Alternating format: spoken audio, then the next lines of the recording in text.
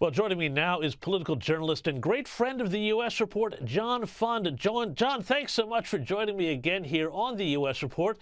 I want to go to Washington first here, where the Democrats continue to bury their heads in the sand when it comes to what was going on with former President Joe Biden. And there was a stunning scene when Democrats failed to show up. They boycotted a Senate Judiciary hearing on President Biden's auto pen use and mental decline. Have a look at what happened. I will note that few of my Democratic colleagues are here today. Thank you to Senator Welch from Vermont for being here, leaving us with no other option than to take the boycotting of this hearing as an admission of guilt for their role in this crisis. We must not turn away from the search for answers. I'm sorry, John, they boycotted the hearing. Where are the norms of civil behavior here? They won't even show up. What are they afraid of? Well, James, look, Biden had the auto pen. He was signing thousands of commutations and pardons and other things by remote control, effectively, you having the pen do his work for him. So the Democrats are following in his stead. They've discovered auto attendance, where you attend simply by having an empty chair. Yeah. So it's all part of a piece. Government by remote control. But, John, I mean, do you think that they're concerned that these hearings might actually uncover something, or that some of the Democrats might be called on and asked about, well, what were you doing all this? Didn't you know that the president was declining, and yet you all covered it up? Well, I have to admit, I think their strategy was probably the best from a PR point of view.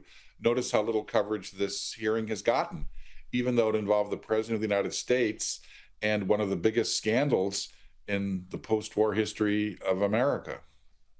Unbelievable stuff, and I can't wait to hear more about what comes out of this. It's going to be keeping us occupied for years, I predict. But in further news from the classy Democrat Party files here, it seems that former CNN correspondent Jim Acosta apparently mocked President Donald Trump's deceased former wife, Ivana, when talking about the ongoing immigration raids across the country. Have a look at this. Where are the ICE raids at the Trump properties? Yes. Can somebody call ICE on the Trump golf course in Virginia? Yes, You're telling me there's nobody in there that is undocumented or has some kind of squirreliness going on with their paperwork? Give me a break. Hey, how many immigrants has he married? He's got one buried at his golf course in New Jersey. Isn't she buried by the first hole or the second tee or something like that? He's got one buried by the first hole at his golf course. I'm sorry. Couldn't these people have a bit more class? Oh, his middle name has long been sophomoric.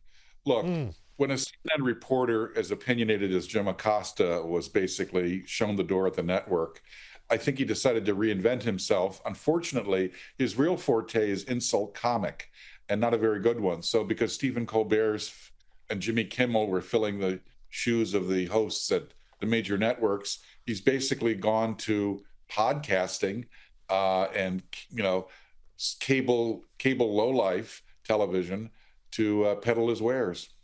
Unbelievable. What a decline.